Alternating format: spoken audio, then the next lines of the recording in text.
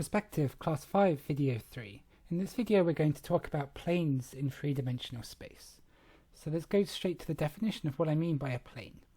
So a plane in three-dimensional space is any copy of the two-dimensional plane sitting in three-dimensional space.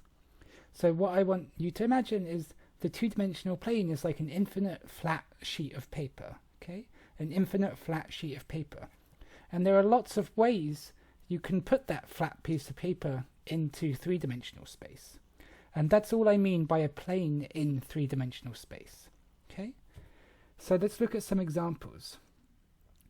The hard thing about talking about planes in three-dimensional space is actually it's quite hard to draw them and convey all the necessary information. So I'll have to explain maybe some of these pictures. This first plane here, the red bit is the plane. This is the plane which corresponds to the equation x equals 2. Okay? And what's going on is it's all the points where the x coordinate is 2. So it's all the points in 3D space with x equals 2. Okay?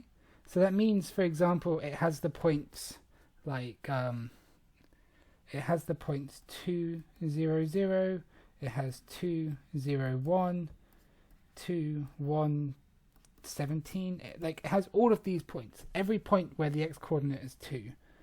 So in particular, it hits this point right here.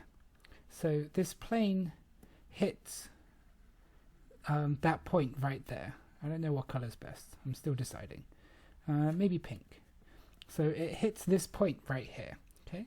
The x-axis goes through the plane. The next plane, this one here, is the one defined by y equals 2. So this time it's all the points in three-dimensional space where the y coordinate is equal to 2, but the x and the z coordinate can be anything. Okay? And finally, this last one here is all the points defined by z equals 1. Why 1? No reason at all. I just chose 1 randomly. It's all the points which have z coordinate equal to 1. So the x and the y coordinate can be anything, but they have to all be of the same z coordinate. Okay? So these are some examples of planes. Not every plane looks like this, because if you think about it, these planes, they're all sort of like perpendicular to the axes, but you can have planes which are more skew. You can have like diagonal planes. But these are just some of the easier examples. So these are some examples of planes living in three-dimensional space.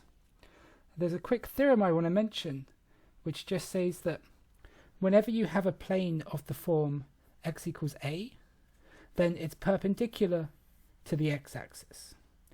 Or, respectively, if it's y equals b, then it's perpendicular to the y-axis, or respectively, if it's z equals c, then it's perpendicular to the z-axis. What that means is you should think about this plane here as being like perpendicular to the x-axis. This plane here is perpendicular to the y-axis. Okay, and this plane here is perpendicular to the z-axis. So this one here is perpendicular to the x-axis. So it's like the red plane exists, and then the x-axis pierces it at a right angle.